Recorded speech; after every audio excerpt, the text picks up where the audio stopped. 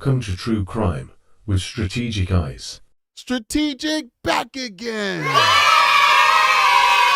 guys know I'm on vacation now. This is my vacation week. I'm off for the next 10 days. You guys see I got the 5 o'clock shadow coming in. Haven't shaved the top of my head. I'm looking like I'm definitely on vacation mode. Don't worry. We're going to fix that up tomorrow. But I got a real crazy case for you guys today, guys. So like I told you, if you want me to cover certain stories, please email me. I have more time than ever to get up with current events and to also broaden what we cover on this show. So I want to hear from you guys. Make sure you get into that comment section, or rather in that email, and drop some show suggestions. All right. So guys, we have a sad one, and this was kind of fresh. I wanted to cover this a little bit earlier, but unfortunately, or fortunately, we were covering Emmanuel Haro. We were covering new updates on Madeline Soto's case. So we didn't really have time to fit this one in. But guess what? We have time now. We have time. So this one is very, very sad. And we're going to run through this because I think when it first happened, people kind of thought that maybe this might be a castle doctrine situation, a justified use of deadly physical force.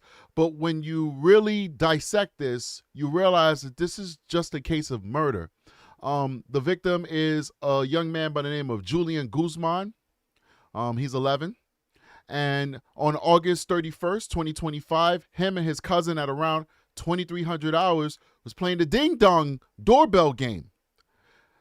I don't even know what an 11-year-old is doing out the house, for that matter. I mean, for some reason, I'm not blaming the parents, but some reason it seems like in this day and age, people are kind of revisiting the parenting style that people used to do in the 70s. Where my old heads in the building?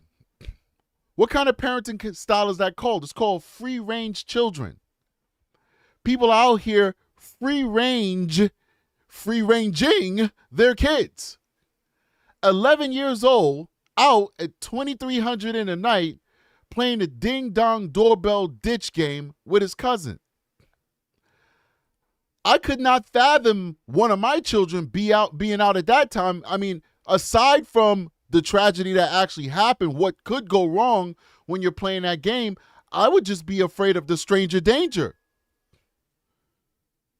You're 11, you're at that age where the pedophiles kind of like to go after young boys. You knock on the wrong door, not them shooting you. I'm thinking they're grabbing you, pulling you in, and disrupting the rest of your life. But I guess in this community and with that family, that was okay for that 11-year-old to be out there at that time. But as we evaluate what happened, regardless of the 11-year-old being out at that time, what that man did was reprehensible. Because as we will find out as we go through these stories, those kids were running away. They were fleeing. And he shot them in the back, or one at least, the victim. So let's get into this. Big shout out to everybody who's joining us today. We do appreciate you guys. Please make sure that you hit that like button, support the channel so we can get into the algorithm. We're going to start off with this story, kind of bring us up to speed. Cops swoop in after a prank ends in tragedy. A man believed to be the suspected killer leaves a house with his hands raised. Police say a bunch of youngsters were playing the notorious Ding Dong Ditch around 11 p.m. in this quiet neighborhood in Houston. Then cops say the homeowner came out of this house with gun drawn and opened fire. One of the boys, who was 11 years old, was shot in the back. It's crazy. Shooting just occurred for a little boy that was shot. The child and the group of kids were able to run a block away, and he collapsed in the street. Julian Guzman died in the hospital. His devastated mom says he was affectionate, loving, always smiling. Gonzalo Leon. Yes, Your Honor. Today, the homeowner, identified as 42-year-old Gonzalo Leon Jr., has been charged with murder. He should spend the rest of his life in prison, to be honest with you. I don't know what this guy was thinking. Listen, I'm a big proponent of self-defense. I'm a big proponent of the castle doctrine. I am also a big supporter of the Second Amendment. Now, everything I do is with nuance and within reason. So there's always limits to everything. I'm not, some gun nut. I'm not, somebody who's on a far flanked right of gun rights like Colin Noor, who's a really intelligent guy. I'm in no way trying to disparage that YouTuber. I'm just giving you a reference of mindset. Just because somebody rings your doorbell and causes you annoyance doesn't mean you have the right to leave your house and start shooting people. It doesn't mean you don't get the castle doctrine does not extend to you chasing people down the street who are fleeing from you and shooting at them. That's murder. I don't know what was on this guy's mind. I don't know what he was thinking. I don't know what law book he may or may not have read. But that is murder. But let's keep going. Neighbor Allison Gatz says she saw the youngsters that afternoon. I advised them that they were trespassing and whatever it is they were doing, they shouldn't be doing. Cops with flashlights combed the streets for clues. As daylight came, officers used a metal detector in the search. Ding Dong Ditch is a prank in which kids ring a doorbell, then run away. Social media is flooded with Ding Dong Ditch videos. Dumb. Now that could get you shot because are you trying to do a home invasion? These kids are dumb. This is the same thing that the other young folks did with the guy who's like a sports bettor and like he made a lot of money off of sports betting. That guy might get off. I got to find that story because those kids were kicking in his garage door to the point where it was coming off the hinges. So he thought that it was an attempted home invasion. Something like this, one could think it's an attempted home invasion, but if somebody rings your doorbell or knocks on your door, like these kids are kicking the door so hard that they're bouncing off of the door. One could think it's possibly a home invasion. But if somebody's pressing the doorbell and then they're running, you can't do that. You know, somebody asked in the chat, did they try and go into his house or did he shoot through the door or something to that effect? I just saw it in my peripheral. What this man did was the kids ding-dong door knocked and ran. He left the safety of his home, that castle. He left the safety of his home and started chasing after them, much like these kids are running right here. And as he's chasing after them, he pulls out his firearm and shoots the victim in the back. That is murder. Like Aki said, great turn. He hunted them down. That's murder. Let's keep going. Do the door kick challenge. One Arizona family was forced to move after their house was hit 18 times. Their house was targeted to the point that they didn't feel safe enough to live in their own home. Now what's wrong with people? People like raising little monsters, man. This is crazy. I mean, not talking about the victim in this case, talking about these videos that we're seeing. This is crazy. The prank ends in heartbreak. All right, let's go to the next video, man. This is nuts, right? So that's what happened. Now we're going to go to more of the prosecution and what the police are thinking. In a matter of hours, the Army veteran now charged with shooting and killing an 11-year-old boy who was playing a game of Ding Dong Ditch with his cousin over the weekend is due in court. So we're now learning new information from investigators about the case. This 10-year-old boy, the cousin, I've talked to him and his family at length, and I want to relay how brave this young man is. This young man stopped in the street and said, I didn't know what to do, but I wish I could have done more. The case, as you may know, is now making national headlines as well. We have live team coverage this morning with the latest updates, beginning with Devon Raming live outside the Harris County Courthouse. Yeah, Devon, you were there when that suspect appeared in court yesterday. What have you learned since then?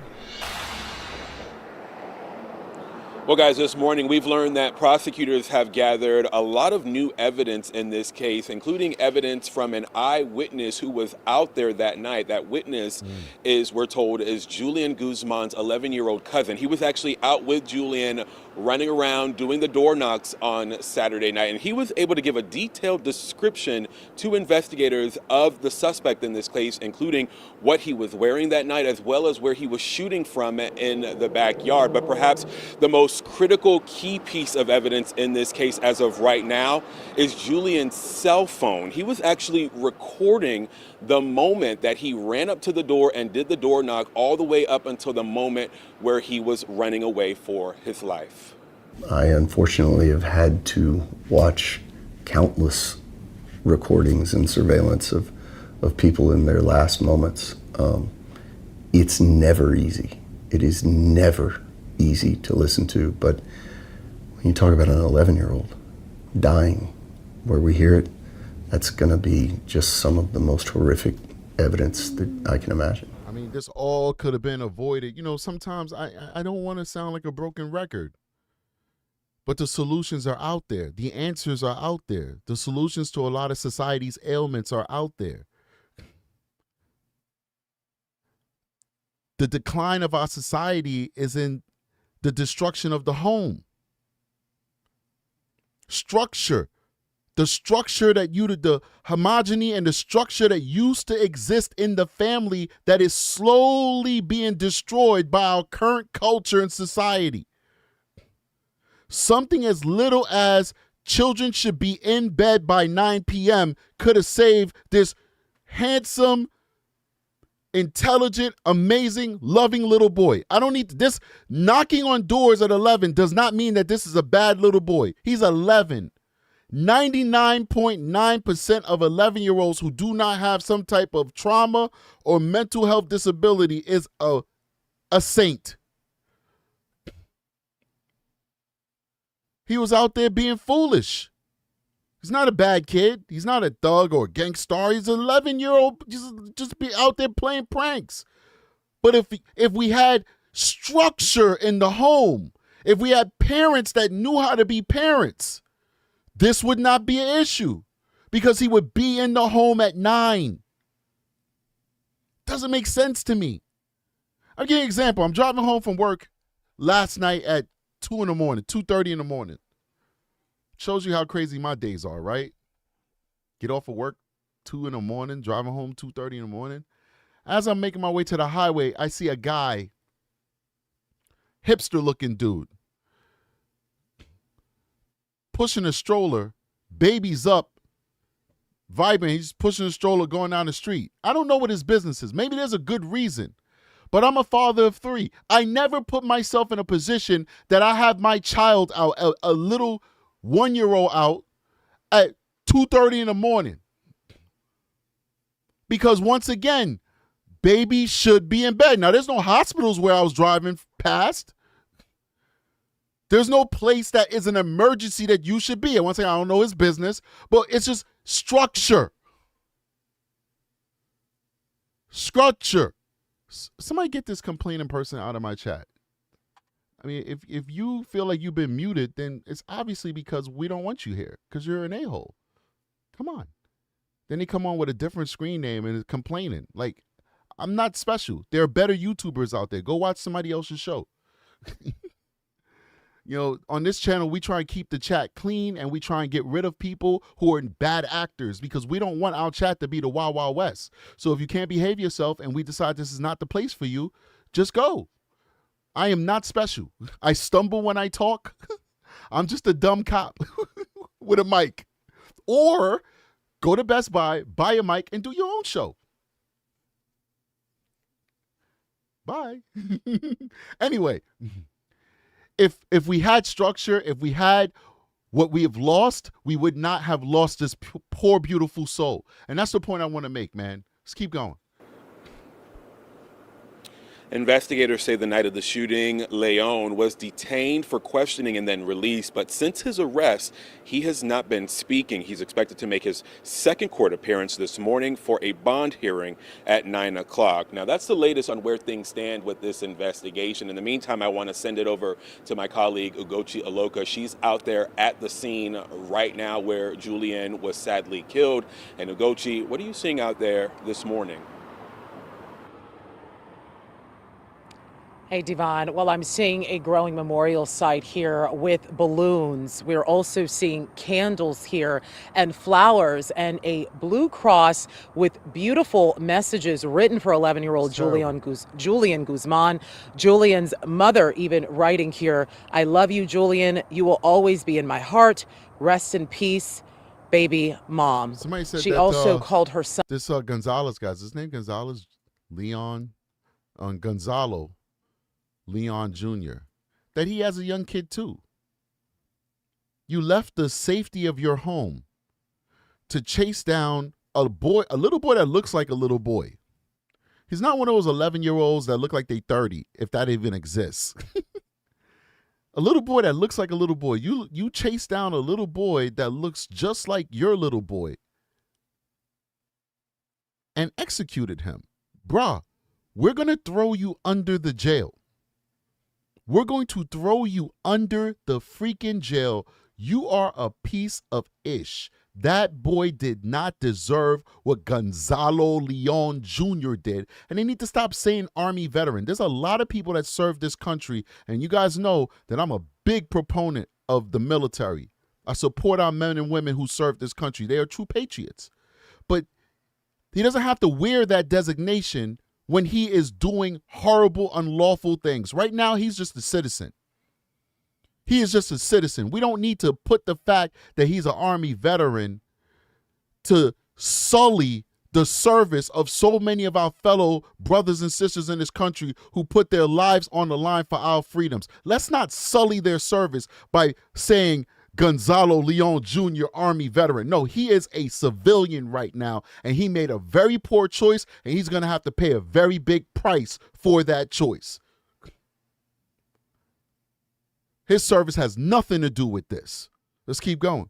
Very affectionate, loving, always smiling, and always attentive to others in a different post. I want you to take a look at your screen here. This is a picture of 11-year-old Julian Guzman. And here's the growing memorial site for the 11-year-old when it started forming just yesterday.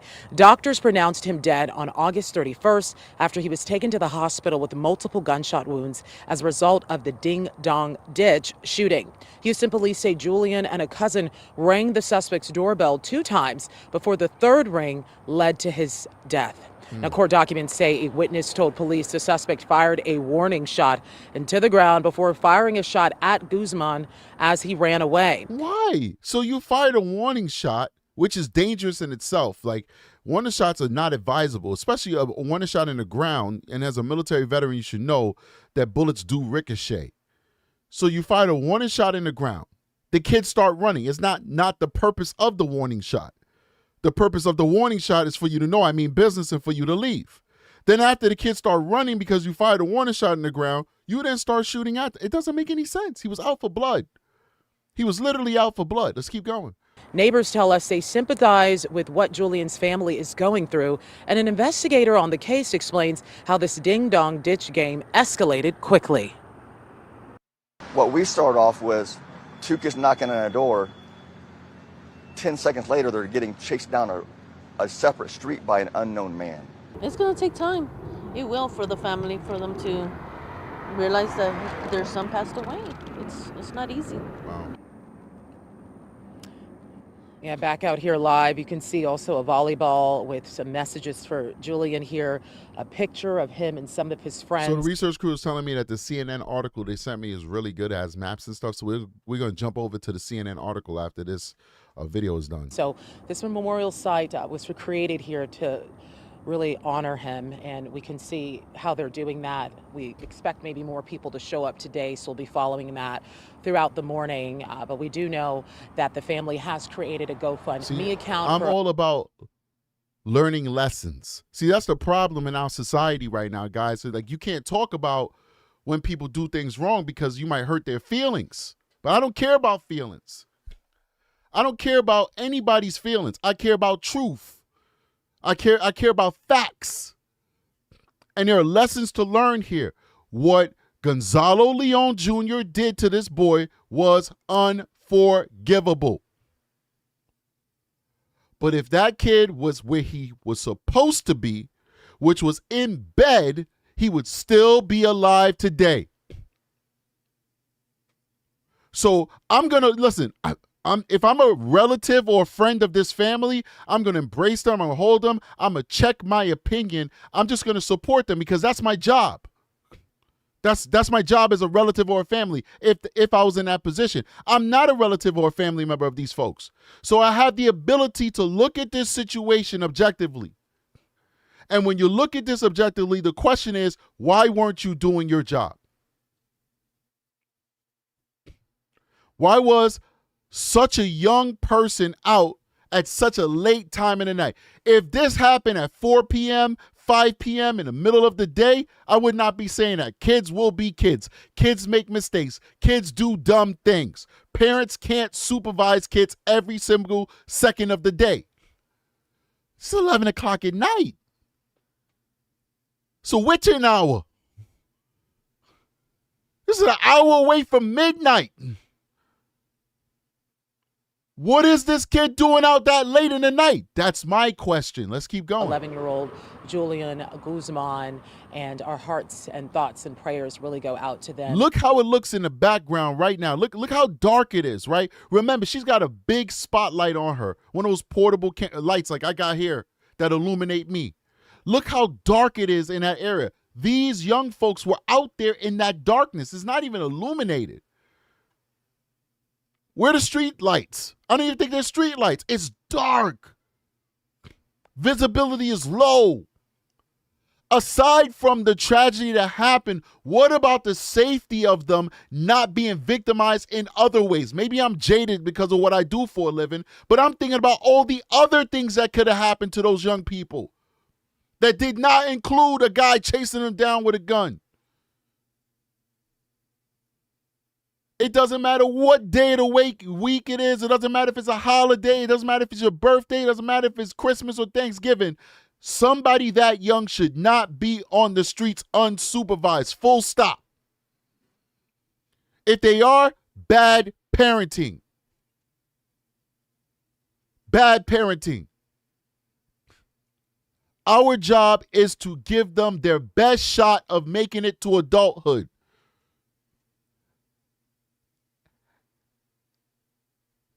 Just to let you know, Florida, I saw that message. There's nothing wrong with it. And Aki apologized. It was deleted by accident, Florida. So it's all love. You can repost that comment if you like. It was deleted by accident. They got one job. There's so much we can't control, but what we can control, we're supposed to control it as parents. One job. Structure. Structure. Children need structure.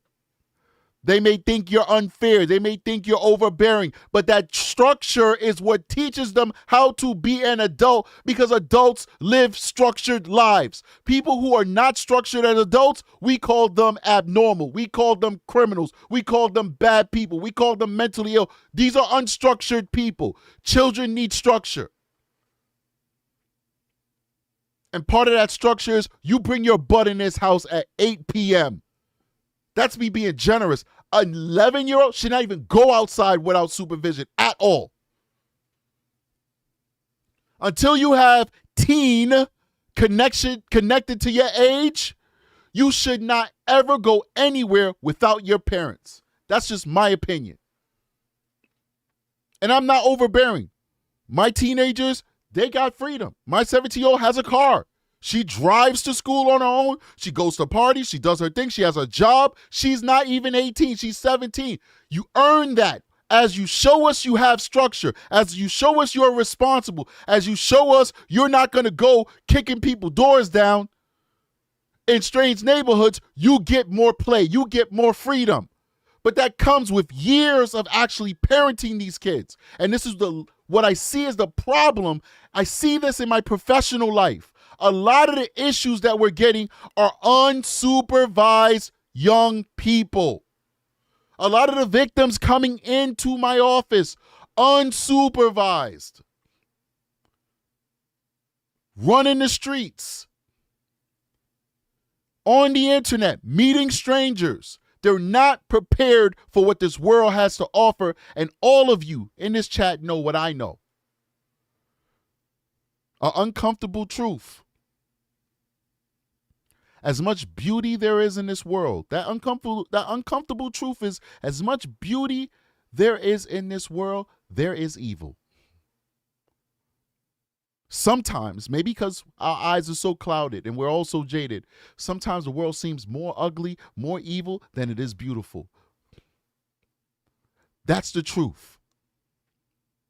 And until you're ready to go in this world and face that evil, face that uncomfortable truth, it is our job to protect you as parents and as a society. Having an 11-year-old out there at that time of the night is not protection. Let's keep going. As they continue to follow this devastating case. Now, coming up in the next hour on KH11 Plus at 7 let's go to that CNN article. The suspect in a fatal ding-dong ditch shooting of an 11-year-old boy is a U.S. Army veteran. Here's what we know. Look how soon. You could tell this kid is like 5'1" or something like that. He's a small kid. You tell. 11-year-old Julian Guzman and his cousin had been hanging out at a family party late Saturday when they decided to branch out on their own. But what started as an innocent fun would soon take a devastating turn. They took to the streets of their East Houston neighborhood to play an age-old prank, ring a neighbor's doorbell, and flee before they have time to answer. The pair had successfully tricked other neighborhood residents when they came upon a house on Mimbro, I guess, Street just before 11 p.m. The two-story home towered over the cousins, but its spacious porch and windows far from the front door made it ideal for a ding-dong ditch. Julian reached for the doorbell, ready to run. After ringing the bell, the young boys took off, making it at least 20 feet away before the suspect walked to the edge of his property and 2 shots rang out, one finding its mark in Julian's back. Harris County District Attorney Sean Tier told CNN, "That's just ridiculous. This guy threw his whole life away. For what? Like, seriously? He literally threw his life away." Okay, so this is suspect's home. This is really good. This is actually very good. This diagram, I like this. So, approximate site where boy was fatally shot and shooting suspect's home. So he chased this kid down quite a bit before he actually was able to shoot him. It's premeditated murder. Remember, when you premeditate, you could do it on the spot. Premeditated murder doesn't mean that, you planned it out weeks in advance. You can premeditate and do it on the spot. Let's keep going. The preteen's death from his injuries at the hospital the next day made him the latest and one of the youngest victims of deadly violence incited by the doorbell prank that's been repopularized for a new generation by social media. Okay. Let's see here. Let's check this one out real quick. Check their new game day fit. Oh, snap. Let's see. Give it a second. Let that run through. 4, 3, 2, 1. Perfect.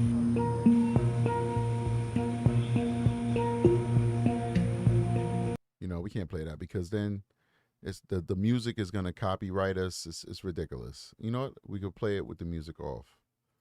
There we go. Forgot there's something called a mute button. You can mute it, buddy. Zophiliac says he went and got his gun and made the decision to chase the baby down. Yep.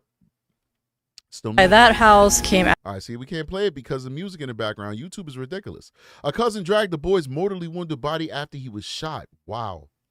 Julian's cousin told the police that he and Julian got bored at a family birthday party and decided to play ding-dong ditch at some neighborhood homes, a criminal complaint said.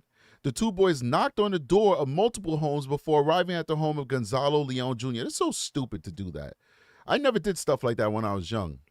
It makes sense to me. The complaint says, at the time, Leon was at home with his wife and toddler daughter, the court document states. The boys knocked on Leon's door several times and ran away. The cousin then saw a male dressed in black exit the wooden gate attached to the house, court record said. The man shot once into the ground and then raised the pistol and shot once again in their direction, the complaint said. Julian collapsed to the ground asking for help and cried out in pain that he had been shot. The cousin told police that as he returned to help Julian, he had to army drag the wounded boy because he believed that his legs were paralyzed. Wow. That's crazy. The cousin also told police that the person who shot Julian was standing next to the stop sign right in front of the house. A detective confirmed there is a stop sign at the corner in front of the house. So he left his property completely. He's going to jail for the rest of his life. He just threw his life away. He betrayed his wife. He betrayed his daughter. Because that little girl's going to be raised without a father now. His wife had a social contract with him that he was going to be there for her and help raise this child and help financially support her. Now she's on her own. They're most likely going to end up losing their house, losing everything because this guy made a poor decision. What a loser. Let's keep going. You betrayed everybody, bro. What a loser. All right. Army veterans charged with murder. The shooting suspect, 42-year-old Leon, is a military veteran who's deployed to Afghanistan. Army spokesperson Christopher Surridge told CNN. Leon was an infantryman in the Army from August 2013 to December 2016 and served in the Texas National Guard from December 2016 to May 2021, according to Surridge. Now, I know a lot of guys that went to Afghanistan, and they saw a lot of ish. Afghanistan was a very, very, very, not comparing service because I have never served. So I'm just telling you from my anecdotal conversations and observations. The guys who did Iraq saw a lot of like urban warfare, a lot of stuff. But the guys who went to Afghanistan saw a lot more. Afghanistan, the people there have been in war for hundreds of years. They constantly were getting invaded from their neighbors, from the Russians. They've been fighting for generations. They didn't know what surrender was. And everybody in Afghanistan has an AK-47. These guys were doing close quarter combat in Afghanistan. They saw a lot of stuff. All the guys I know who served in that war, they got issues. And I'm not saying that in a messed up way, man. I feel for them and I thank them for their service. And we need to wrap our arms around them as a society and make sure that they get the help that they need. But they got issues. Sometimes they say odd things. Sometimes they do odd things. So one could only imagine what this guy went through. But let's keep going.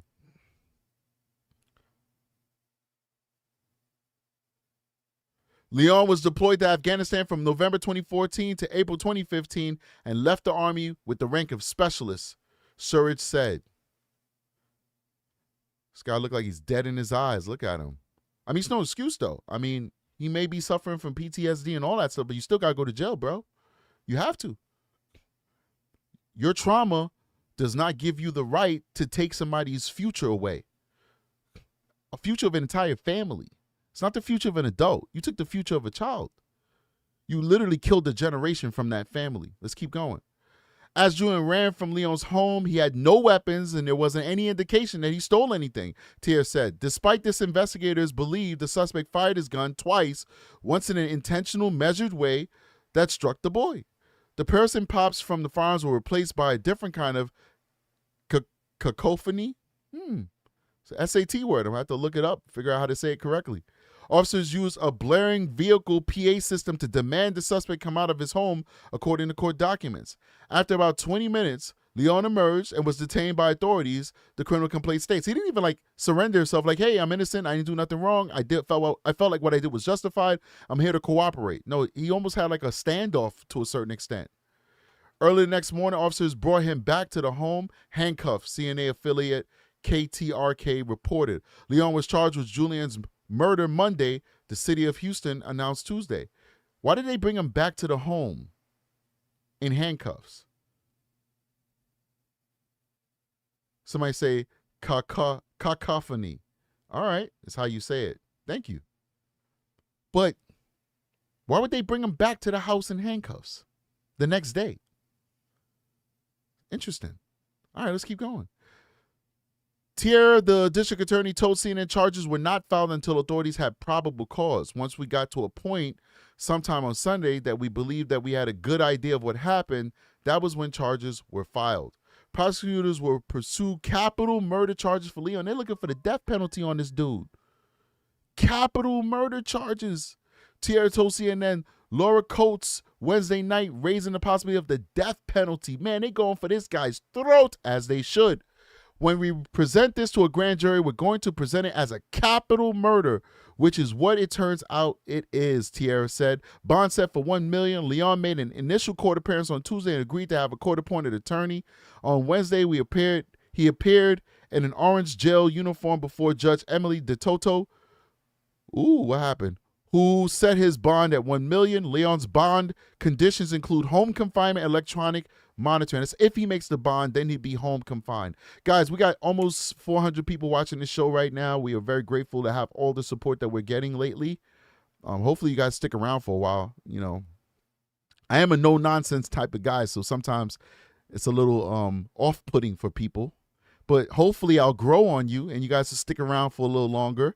In the meantime, can you please hit that like button so that we could get into the algorithm and the show could be shown to a wider audience. So we do appreciate you if you could support us in that manner. All right, let's keep going. Prosecutor John Brewer told the judge that more charges could be filed. They should have some like child endangerment and all that kind of stuff, you know, reckless endangerment, all that stuff they should add to it. During the investigation, Leon's wife gave consent for officers to enter the home. There they found about 20 weapons, including AR-style rifles, they could give me some of those, and handguns, Brewer said. But defense attorney Giampolo Macerola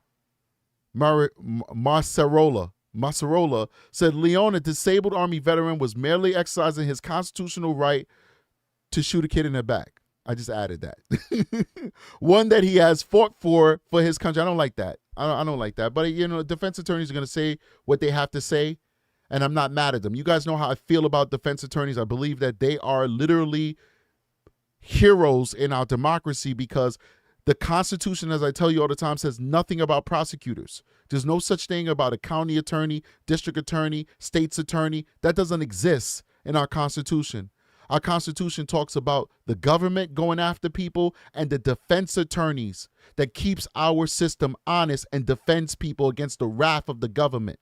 So I have nothing but respect for defense attorneys, but it is a little off-putting that they would say that he exercised the right that he fought for this country because we did not send him anywhere in the world to fight for the right to shoot American citizens, their children, in the back. That's not what he fought for. He made a poor decision. And I just felt it was a little off-putting that his defense attorney decided to use those words in defense of his client. But whatever, who am I to say what his defense should be? I just didn't like it. But anyway, let's keep going. Leon's defense attorney said it was unclear whether his client was a U.S. citizen. The judge said his birthplace was listed as YY, an indicator of a country not included in the National Crime Information Center list of countries. So for you guys, if you don't know, if you're a non-citizen and you come to America, it's easier to get a green card if you serve in the military. Now, that being said, there's a lot. The vast majority of people who come into this country undocumented do not sign up for the military. So if you are an undocumented person and you sign up for the military and you serve in the United States of America, I say God bless you and you're a patriot. And especially if this guy is a non-citizen and he went to war. He went to war for America. I'm with that. Give that man his citizenship, his green card. You earned it. You went to war for this country. What other way could you show love for your country than to serve your country? But I don't know what his situation is, but they're saying it looks like he's not a non-citizen. Most likely, if that's the case, he is a green card holder, and he most likely probably got his green card through his service. It's not absolute. It's not automatic, ladies and gentlemen, but it makes it easier for you to get the green card. You have a different path to get that green card if you serve in the military. Not everybody gets it. I've heard a story where a guy made a whole career out of the military and still was not able to get a green card or citizenship. So now he's in his home country pulling a U.S. Army pension. I mean, I think at this point he probably doesn't care because like U.S. money goes really far in the country. I think it was like a South American country. But the guy served 20 years, still couldn't get the green card for whatever reason. I think he like committed a crime or something, so they wouldn't give him the green card. So he had to leave the country, but he retired from the military. So now the U.S. government direct deposits his retirement in his foreign bank account. And I ain't mad at that because guess what? He served. He served, and I respect everybody who served. So let's keep going. Leon's defense attorney said it was unclear. Okay, we already read that. We're turning over every rock. All right, so there's the next one. With the suspect in custody, Thier said investigators are canvassing the entire neighborhood for evidence to build a more comprehensive picture of the night that turned devastating for Julian's family. So these kids, no disrespect to the deceased, but these kids were terrorizing this whole community. Not terrorizing like people feared for their life, but it's 11 o'clock at night. People are probably in bed or getting ready for bed, and these young people are running around from door to door because apparently they hit dozens of houses, and they're playing this ding-dong door prank. It was very ill-advised, and it's very sad that this is what happened. And then this guy did this stupid thing that he did. The boys left a family party a few streets over from the Mimbro Street home because they stopped wanting to hang out with the rest of the family and wanted to go be kids, Thier says. I think one of my kids are home. Video surveillance just alerted me. Investigators are working to nail down which houses the boys visited before Leon's and how long Leon had been in the house before the boys got there, he said. Police don't have anything that shows the incident, surveillance footage-wise, Thier said when asked by CNN if there was a doorbell camera at the suspect's home or surrounding homes that captured the shooting, but he said the investigation is ongoing. We are beating every bush. We're turning every rock, Thier says. We're going to exhaust every investigative effort. Here comes the kids. What's up, baby girl? Oh, here comes the kid. Okay, the young lady. The young woman. I'm almost done. Let's go grab something to eat when I'm done. Okay, we'll go eat. We'll go sit down and eat. Okay. All right. Sorry about that. This is my oldest. She's about to be 18 in like 2 months. She'll be a big girl. Be a little woman. Then I have to call her Miss. Mrs. Baby Strategic. All right, let's keep going. Witness statements, physical evidence from the scene, and an autopsy from the medical examiner all helped to inform Leon's murder charge, he said, and may help to narrow the options for defense at trial. How far do Texas self-defense laws go? This is important because now let's see how far the Castle Doctrine will go to give him some type of defense. Many states have laws granting people the right to use force, even deadly force, in any place where they have a legal right to be, like a home, vehicle, or workplace. First of all, big shout out to the research crew. They always give me great articles, great videos. I really appreciate them. I think you guys see like the step up in the quality of the show now that we've really coalesced around a really good group of research crew being led by Aki. Big shout out to Aki. Let's give Aki a yay. So I see the quality of the show going up. I do see it. Aki gave us a better intro and outro than what we were using before. We might still go back to the old outro every now and then, but the research crew is really good at what they do. They're giving me really quality sources to report on, and I really do appreciate it. So I'm going to ask you guys, please do support with that coffee up there. Yeah, that way. Support with that coffee.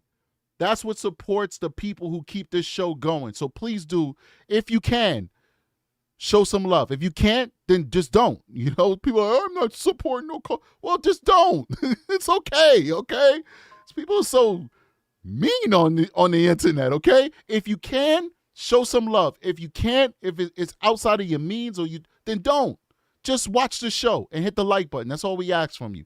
But I see a definite upgrade in the show now that we've become more organized. We're more of a team, and people have their roles and their positions, and I think Aki's doing a really good job and leading the research crew, and the research crew, each member is amazing at what they do, and I just want to give a big shout out to them, and I really appreciate you guys. Really do. And let's not forget about the mods who are doing an amazing job, and some of these people do double duty as mods as well. So, I mean, wow, the show is really coming together.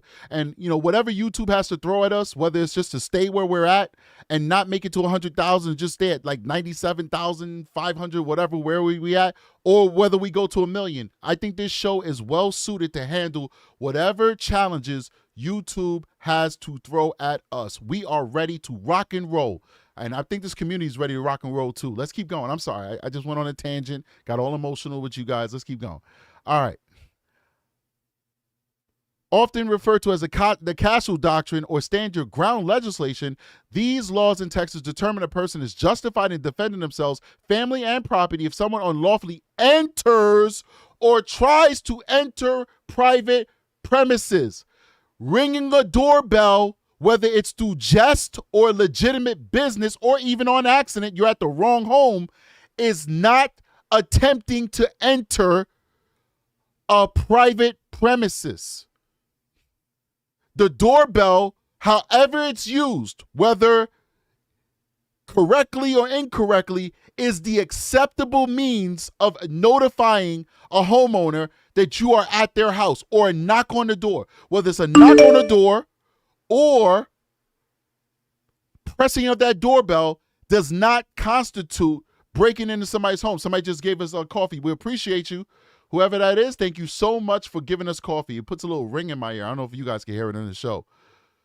So he has no castle doctrine defense, guys, because he left his porch, went off of the curtilage of his property, was now on city or town property by a stop sign. They would never place a stop sign on private property.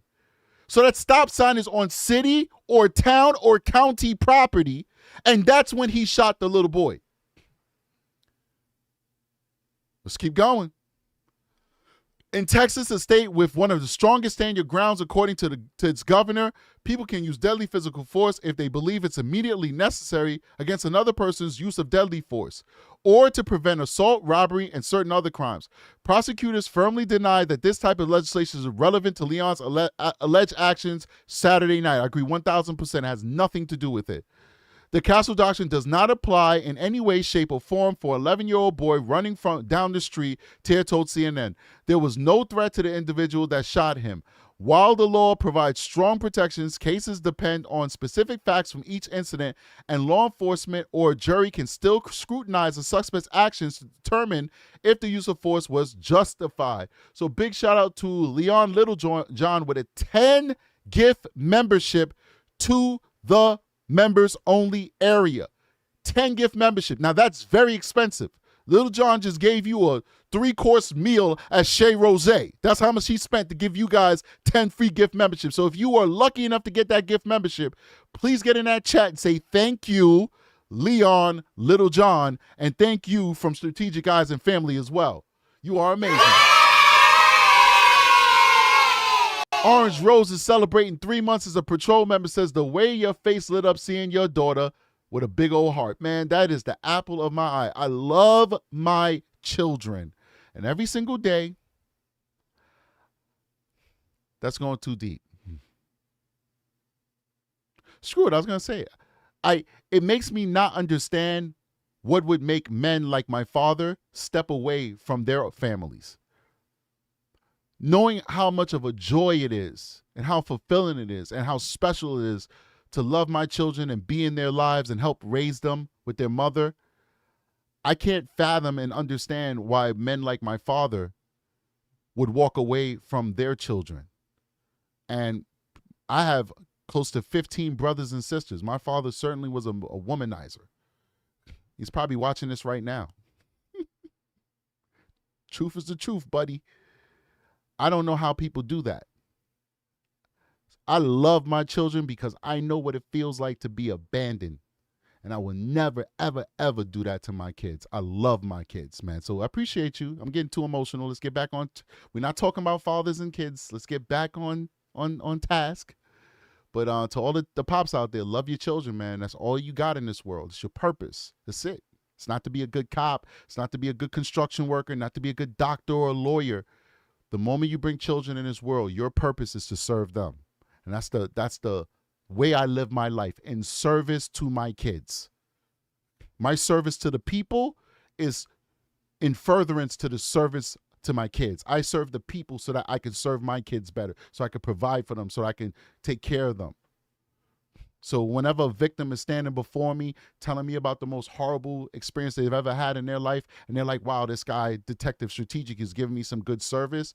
Well, in my heart, I'm saying I'm serving you so I can serve my kids. Everything I do is in service to my children. Let's keep going. The ding dong ditch has been around for generations, long held as a mischievous and childish prank. In the rise of short video-driven social media, users now often go viral on platforms like the TikTok after filming themselves in the act, eliciting upset responses from homeowners. So I guess some people find, entertainment out of that. I see people kicking doors and I'm mortified. I'm like, damn, man, how much money in repairs they got to pay for those doors? You dent those doors, man. You got to get them fixed. It's terrible. But in recent resurgence of property has left children across the country dead after they ring doorbells or pound on or kick doors. In a Dallas suburb on the end of July, a man fired shots in a fleeing car after someone banged on his door, according to police. The man was arrested on charges of aggravated assault. Why are people doing that? Shooting. Like, I understand. Why are people doing dig-dong ditch games? Why are people shooting at these folks? If right now somebody kicks my door, I'm going to open the door and say, F you! I'm not going to shoot at them. Gosh, man.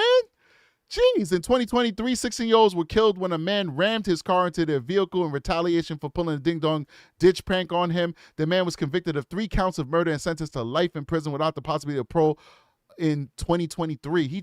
This guy threw his life away. Authorities around the U.S. have warned of the physical dangers and legal consequences for children who engage in a prank.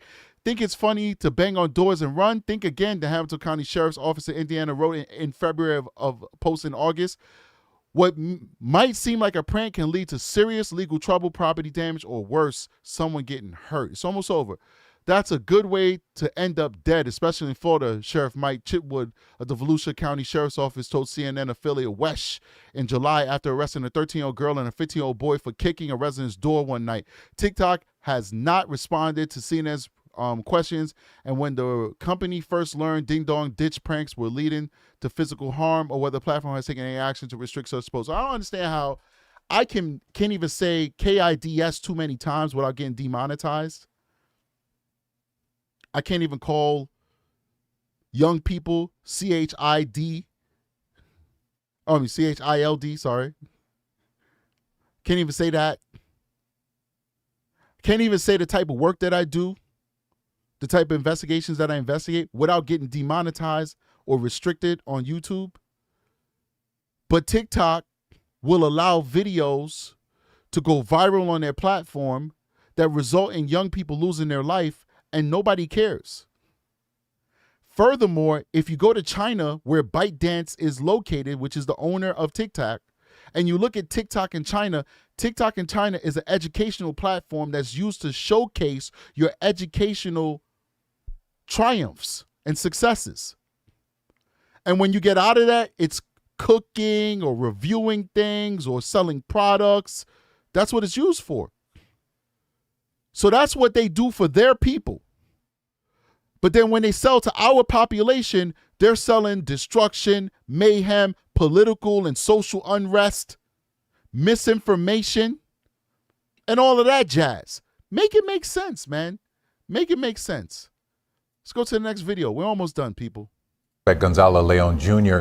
was given $1 million bond as prosecutors requested, but the attorneys for him believe other factors should have been considered here. Like what? Yellen, prosecutors actually admitted when they presented evidence and other things up on the 19th floor here at the CJC that some of what they were presenting was, quote, uncertain or shaky, especially when it comes to the suspect's possible criminal history. But they say in the end, all of that really doesn't matter. What he's accused of doing in this case does. Dressed in an orange jail jumpsuit with hand and feet shackles, 42-year-old Gonzalo Leon appeared in criminal court for the first time. You are here charged with murder. It's a first-degree felony. Prosecutors laid out their case against Leon and allegations that he fatally shot Julian. You got a lot of guns. You seen them rifle butts peeking out of those bags? I want one of those, man. I'm trying to shop for a M4 right now. Big shout out to Emma Rising. She says, Strategic, can you please tell me if I donate in Great Britain pounds, will you get it in the U.S.? Yes. If you give us a super chat, if you donate to coffee, if you donate to PayPal or to what's the other one? CashApp, whatever. However you donate, all of these platforms, they will convert your money into U.S. dollars, and we will receive it. Okay, so I hope that answers your question, and thank you for asking and being interested in supporting the channel. Let's keep going. Guzman as the preteen ran away from Leon's home while playing ding-dong ditch with his cousin. Facts in this case allege that nothing more than someone pulling a prank and knocking a door has resulted in the defendant becoming apparently so enraged that he killed an 11-year-old. Despite some back and forth over several... She don't look happy. She got the tats and all of that on her hands. She looked like she about to hurt somebody. issues, Judge Emily DeToto cited the ongoing investigation and possibility of charges being upgraded to capital murder because of Guzman's age for her decision. I am going to grant the state's motion for sufficient bail. Set your bond at $1 million. It's an appropriate bond. It's an appropriate bond to protect the community from someone who obviously has very little regard for life of any kind. Leon's newly appointed defense attorney argued that his ties to the community, military service, and family responsibilities should also be considered, not just the unfortunate events of last Saturday night. In terms of what our defense is, I don't know. I know that he's innocent until proven guilty based on the Constitution that he fought for. All right, big shout out to Idiocracy, who upgraded their membership to Patrol. Thank you so much for upgrading to Patrol, supporting the channel. And you may recall Leon was arrested at a La Quinta Inn over in LaPorte the day formal charges were filed. Prosecutors suggested he may have been trying to flee, but his defense attorney says he was simply trying to get away from the media circus in his neighborhood. Reporting live downtown, Jason Miles, KHOU 11 News. Jason, I know Leon's citizenship came up today. What do we know about that? It did. His defense team says, well, he is a U.S. citizen and points to his service in the U.S. Army. He was honorably discharged, according to his attorney. He says he served about 3 years in the Army, and we actually independently verified via the U.S. Army that he did indeed serve and was, in fact, served in Afghanistan for a time. Reporting live again downtown, Jason Miles. We'll send it back to you. Yeah, we had heard he had done a deployment. Now we know exactly where. Jason, thanks for the update. We have the details on what happened in court today, as well as more information about the suspect and the shooting, all on our website, khou.com. Yeah, let's go ahead and get this last video in, and then we'll call it a day. And I am curious, too, what is an NFA weapon, Scrappy? I'm very curious as to what that is. He said an M4 is an NFA weapon. What is that? Let's keep going. This morning, a judge set a $1 million bond for the man accused of shooting and killing an 11-year-old playing a doorbell prank. Gonzalo Leon Jr. appeared before a district court judge for the first time. You can see him there in the orange jumpsuit. He was quiet and answered all of the judge's questions. KPRC2's Rochelle Turner attended the hearing and is joining us live at the Harris County Criminal Justice Center. Rochelle, what are the key takeaways from this first court appearance? Oh, I got you. I understand now. I'm exempt from a lot of that stuff because I'm a police officer, though. So, yeah, got you. Makes sense. Andy, good afternoon to you. We have a lot of information to get through. Now, according to prosecutors, Leon was arrested by SWAT at a La Quinta Inn motel in LaPorte, which is about 20 miles from his home. And prosecutors pointed out that he had a large bag of clothes with him. They also pointed to a 2019 arrest out of Guadalupe County for terroristic threat of a family member. Now, that case was dismissed, but on the other hand, you have Leon's defense attorney who said that he only left his home because he was trying to protect his family and that there was a large presence of media in the neighborhood. He also told us that Leon is a disabled Army veteran and he has no prior history of any criminal past. Take a listen to what he said when we asked him about it. It's unfortunate that 2 out of the 3 bigger claims that were made we believe are factually inaccurate. One was the claim about the Guadalupe case, which was a case of mistaken identity. Literally, we have different sisters, different complaining witnesses. There's absolutely no link, even after informing the district attorney's office of that. They continue to represent those facts, even stating maybe they're not true. At the same time, the last one about whether or not he's a United States citizen, it's interesting because he served our country and then he decided to exercise his Second Amendment rights. Yeah, if he's got guns then most likely, because he had to get background checks, he's definitely a U.S. citizen. Now, him serving the country means absolutely nothing. Any illegal person, they snuck across the border, they could go to an Army recruiter and say, I want to serve the military, and they'll say, no problem. Sign right here. You're shipping out to Fort Bragg. That's been a long-held tradition in the United States of America. It's not like they're starving for recruits. It's a tradition in the United States of America. People who are undocumented can 100% serve in the military. So that doesn't sway me. What sways me is that he's a lawful gun owner. And if he's a lawful gun owner, then he has to get a background check. He has to have a Social Security, and he has to prove that he's a citizen. So I do believe that he is a citizen of the United States of America just by virtue, not of his military service, but because he is a multiple gun owner. So let's keep going. So I think that the attorney is right here, at least on the citizen aspect. To owning firearms, which he protected our country for, one of those rights, and they decided to use that as an aggravating factor. Now, Leon entered the courtroom in a jumpsuit and shackles. Prosecutors read probable cause, saying Julian Guzman and his 10-year-old cousin were walking home from a family party when they decided to play ding-dong ditch at Leon's home. Investigators say Leon came outside. And I think that they're exempt from being deported when they're serving with the military too, because the military gives you identification and all of that stuff.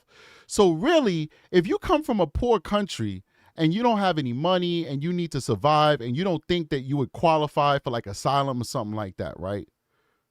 The smart thing would be for you to join the military. The smart thing would be for you to join the military. Somebody said they think you need a green card. No, I've never heard that before. You do not need a green card to be in the military. You don't. It makes it easier for you to get a green card, but you don't need one to join. So my thought was the smart thing would be to go and serve in the military and make it a career. Stay there for 20 years. And then you could go back to your home country like the guy I know and collect a military pension. That's if you can't finagle getting a green card because you served with distinction to our country. That makes sense. That makes sense to me. But anyway, let's keep going. Dressed in dark clothing and armed with a gun, the 10-year-old cousin told police he heard at least 2 gunshots. One struck Julian in the back. The boy collapsed and begged for help and later died at the hospital. Police later searched Leon's home and found around 20 firearms, including rifles, shotguns, and handguns. Prosecutors argued the severity of the crime alone warranted a high bond. Firearms and the use of firearms is not the answer. Whether you're on the freeway getting cut off or you're in your own neighborhood angry at a group of kids, you can't utilize a gun, period.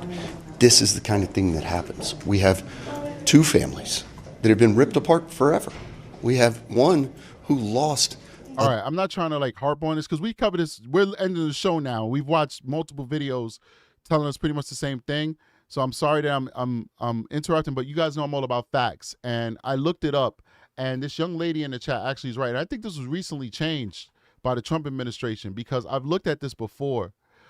I actually had a relative who actually was looking to join, who's from the islands, and they weren't a citizen, and they were thinking about joining the military to help take care of themselves and serve the country.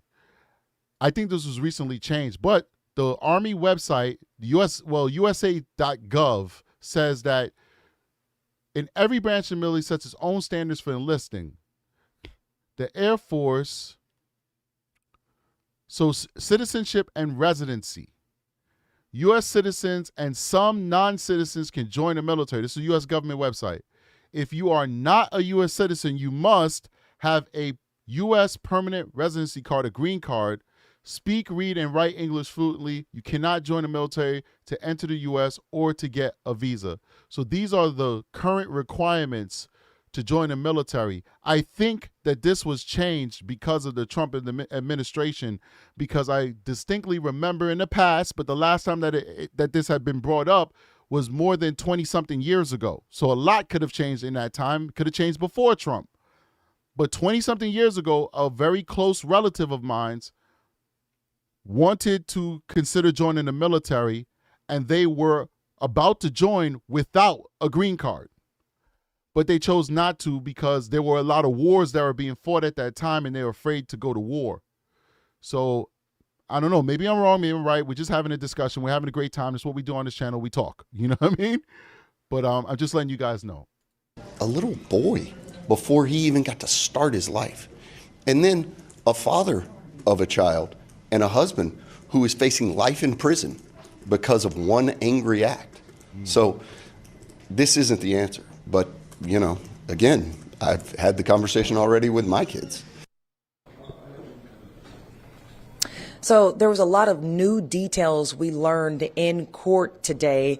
We also learned that the state is also trying to push for this to be a capital murder charge.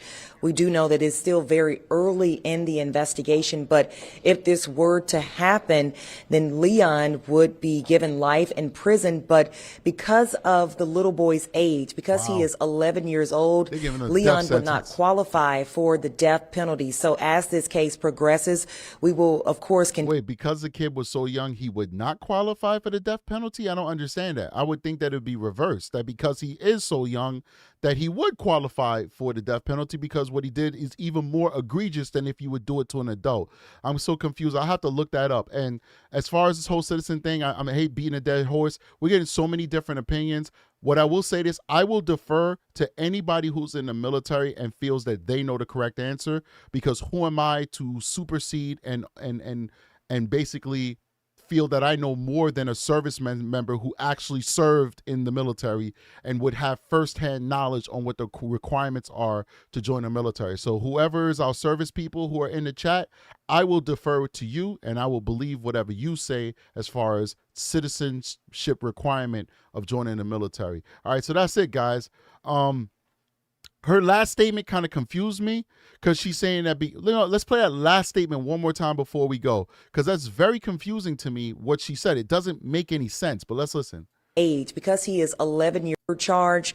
We do know that it's still very early in the investigation, but if this were to happen, then Leon would be given life in prison. But because of the little boy's age, because he is 11 years old, Leon would not qualify for the death penalty. So why wouldn't he qualify for the death penalty when that usually is an aggravated fact? I think she's wrong. I think she's talking as though Leon is the 11-year-old who committed the murder on somebody else. Then, because of his age, like if Leon was 11, he would not qualify for the death penalty because of his age.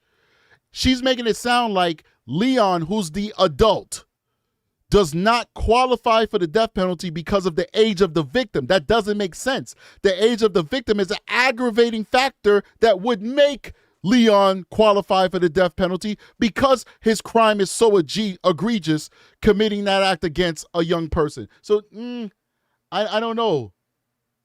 I think she's mistaken. I think she's confused, to be honest with you. It just didn't sit right with me because it doesn't make any sense.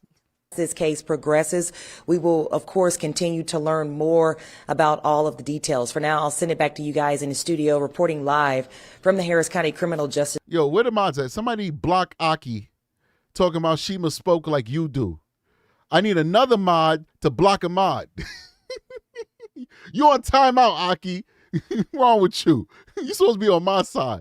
Anyway, guys, we had an interesting show today, man. Once again, I'm not trying to victim blame in any way. I just felt like those kids should have more structure so that their lives could be saved, you know? But at the end of the day, this is a tragedy, and that man should have known better. And if he would have known better, this young boy would still be alive to this day. All right. Julian would not be gone. Julian Guzman would still be with us if this man was not a psychopath and made terrible decisions that night.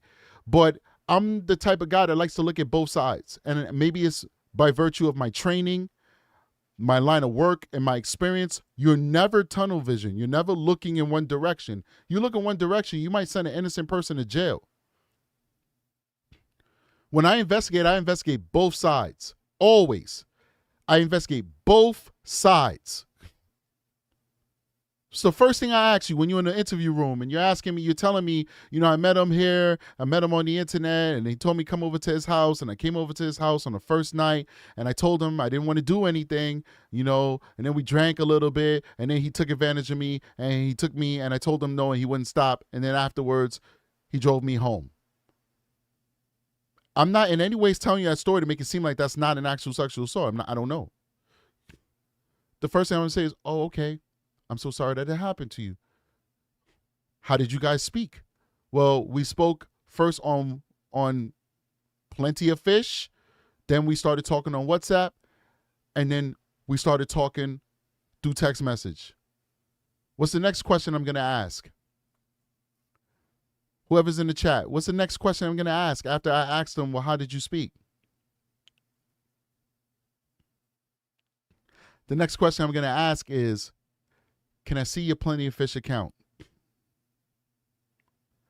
Then we're going to read all the communication they had with each other for that Plenty of Fish account. What's the next question I'm going to ask? Can I see your WhatsApp account? And I'm going to see all the conversations that they're having on the WhatsApp. And what's the last question? Can I see your text message? And then I'm going to read all the text messages they send with each other. And I'll make photocopies of them. I'm going to have them screenshot it and send it to me. I'm going to organize them in a case folder. I'm going to put them inside of the case manager for future review. That's evidence. All of it. All of their communication is evidence. Why? Because sometimes you might see in that communication, hey, listen, I don't normally do this, but I really got a good vibe from you and I trust you. I don't want to have sex. I don't have sex on the first date. I'm willing to come in your house because I trust you, but just know that I'm not coming over there for those intentions. And sometimes you might see, I can't wait to do this to you, and I can't wait for you to do that to me, and I'm so horny, and I'm coming over, and I'm in the cab, and I'm right now. And then the next day, why aren't you calling me? I gave myself to you, and you're ignoring me. That's messed up. You're a dog. You're a player. I hate you. And then another text thread, I'm going to call the cops on him. I'm going to ruin his life. He made me feel like a piece of meat. I'm going to make him feel how it feels when somebody does that to somebody. And then now you're sitting here in front of me, and I just read all those messages. Two complete polar opposites, but you'd never know unless you investigated both sides. You'd never know whether it's the first instance where this person was legitimately taken advantage of and arred in the first degree under New York State penal law, PL 130. What is it, 130-35? I think it's 130-35. Or if it's, I'm using the system to get revenge on somebody because I'm upset. You have to always investigate both sides. Always investigate both sides. Always. So when I talk about what the family didn't do and what these boys did, I'm not victim blaming. And I'm not saying anybody's accusing me of that. I'm just throwing that out there into the ether and into the universe. I'm not victim blaming. I'm simply looking at this from an objective point of view and say, what lessons can we learn from this? The case is solved. I'm not here trying to solve the case with you guys. It's already been solved in Texas. It's a wrap. We know who did it. We don't even know why he did it. We just know he did it, and it was the worst decision he could make. But we should learn lessons from it as to how do we prevent it from happening again? How do we prevent the next Julian from being a victim of this crime? Guys, we have an amazing membership program. Please consider joining our membership. We have tiers on the membership, but the lowest tier is 99 cents, which is the lowest tier that anybody can offer on YouTube. If I could have offered it for 50 cents, I would have, but YouTube would not let you charge less than $1. So with tax, that's $1.07 that you pay to become a member on the lowest tier of True Crime and Strategic. We also have a Patreon, which is $5. $5, you get all extra content that I put out. You get me being raw and unfiltered. We hide from Aki over there. Aki can't come into the to Patreon and tell me what to do. So I get to be true crime with Strategic. Not just true crime with Strategic, but the true crime with Strategic on the Patreon. So we offer these things for you. Not everybody can afford it, and we totally understand that. Some people are living check to check. Some people are on the most budgeted financial plans you could possibly. They're disabled, they're elderly, they're on Social Security. Somebody says to me, yo, I don't have $1. I'm looking at you like, huh? These people but you don't understand what it is to live in that circumstance. Some people can't afford $1, and that's okay. You're just as important as somebody who is a part of our membership or our Patreon. All we ask from you is to hit that like button. We're not asking for any money from you. All we ask from you is to hit that like button and hit that subscribe button and say hi in the chat so we can get engagement. So we have a ton of products to offer people if you want to. If you don't want to, don't do it. Don't complain, but just don't do it. But if you can't do it or you don't want to, but you like the show, just hit the like button and write something in the chat so we could get some engagement so that the show could grow. That's all we ask from you. I'm a big proponent of choice. I love giving people choices. I'll see you guys on the next one. Let me set up that outro. Oh, before we go, let me just make sure I read out any fan funding. Fly High just upgraded to patrol member. Thank you for upgrading, Fly High. Latia is now a recruit member. Thank you for joining us at the recruit. Leon Littlejohn give 5 extra gift memberships. That was very kind of him or her. I don't know if it's a him or her, but I just know that they're a very generous person. So they gave 15 gift memberships for the entirety of this show. And Foxy Amazon is celebrating 11 months as a patrol member. And I got a special message for you, Foxy Amazon. In the members only area a couple weeks back, you told me about a website to get cheap glasses. And I just went on that website today and bought my son 2 pairs of glasses for under $40. So that is huge, man. I really appreciate you doing that. You know, we're all just working people, and that helps a lot, man. So thank you. I would never have known that that website existed if not for you, Foxy Amazon. And that's what a community is all about. That's what we do here. We're a community. We're a family. If you're new here, we're a family. So she shared that with me, and I was able to do it. I forgot the name of it. It starts with a Z. When I remember it, I'll give that website a shout out the next live I do, because I want everybody to be able to get affordable glasses. That was huge for my family. And now Zenny, that's it right there. Zenny, that's it. Zenny, that's huge. I'm not being paid by these people, but there's a lot of people out there struggling just like me and you guys and everything. And that helps to be able to get glasses, and not just one pair, multiple pairs for your kids. 2 pairs of glasses for under $40, man. You can't beat that. It's awesome. It's awesome. It's a Zenni. Zenni. Just search that in Google and the website will pop right up. It's a glasses website. All right. I'll see you guys on the next one. Strategic is out of here. Peace.